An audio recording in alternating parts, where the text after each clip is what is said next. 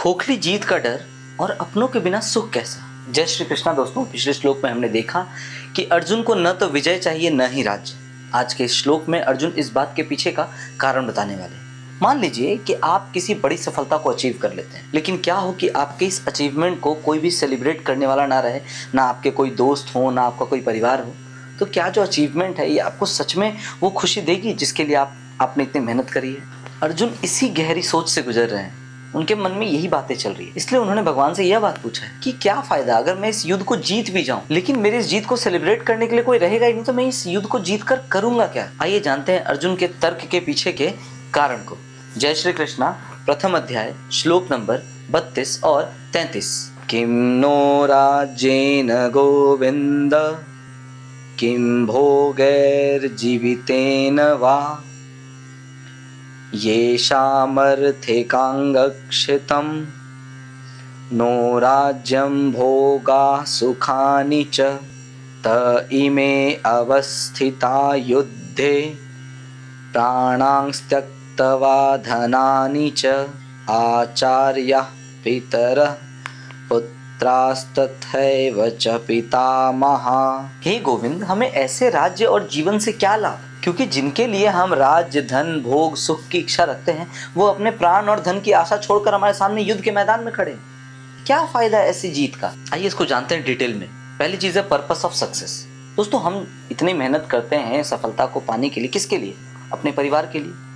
हम किसी पोस्ट को अचीव करने के लिए बहुत मेहनत करते हैं ताकि हमारे परिवार उस चीज के लिए गर्व कर सके।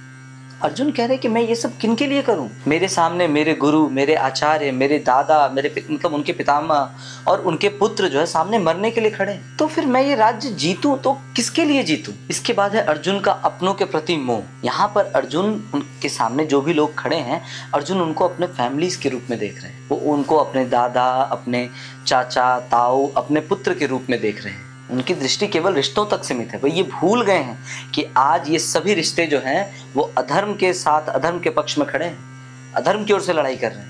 इसलिए यहाँ पर इन रिश्तों का कोई महत्व नहीं रह जाता। आज के जीवन में सीखने वाली बातें क्या है? रिश्तों की अहमियत।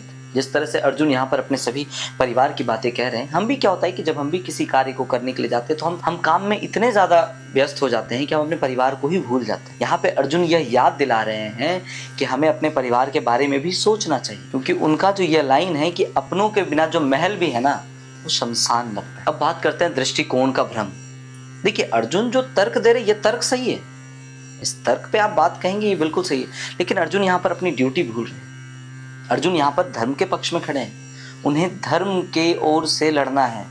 तो फिर सामने आपके परिवार हो या कोई भी हो, क्योंकि कई बार ऐसी घड़ी आती है जब आपको कुछ कड़े फैसले लेने होते हैं, क्योंकि अगर सामने वाले ने गलती की, फिर भले ही वो आपके परिवार की ही क्यों ना हो, आपको उन्हें पनिश तो करना होगा, सजा तो देनी होगी। अर्जुन की इसी कड़ी में उनका जो इमोशन है वो उनके सामने आ रहा है, इसलिए वो युद्ध करने में असक्षम हो रहे हैं। इसके बाद है अधूरा सच। वो कहते हैं ना, little knowledge is more dangerous than no knowledge. यहाँ पर अर्जुन की भी आधी जानकारी है ना। अर्जुन सिर्फ और सिर्फ अपने रिश्तेदारों को देख रहे हैं, लेकिन यहाँ पे रिश्तेदारों की बात नहीं, यहाँ पे बात है उनके सोच की।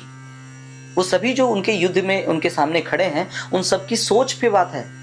ये लड़ाई उनके सोच से है। अर्जुन ये चीज पे देख ही नहीं रहे हैं, अर्जुन इस चीज पे तो बात ही नहीं कर रहे हैं। अगर ऐसी स्थिति में परिवार भी सामने हो तो आपको अपने कदम पीछे नहीं हटाने चाहिए। अर्जुन की इस स्थिति से उनको बाहर कैसे निकालेंगे, इसी का उत्तर तो भगवत गीता में है, जो कि आगे आने वाला है। देखिए, अर्जुन का तर्क तो बहुत मजबूत था, लेकिन अभी अर्जुन अपने और भी जो उनके परिवार जो उनके सामने है, उनकी एक पूरी लिस्ट वो भगवान के सामने रखने वाले हैं। बात करेंगे हम आगे आने वाले श्लोकों में। साथियों, ये भगवत गीता की सीरीज है जहां मैं प्रतिदिन भगवत गीता के श्लोक को डे बाय डे आप तक पहुंचा रहा हूं। आपको मेरा प्रयास कैसा लग रहा है मुझे कमेंट में अपने सजेशन जरूर दें। मिलते हैं आपसे अगली वीडियो के साथ, नए श्लोक के साथ। जय श्री कृष्णा, जय श्रीमन नारायण, जय श्री राधे।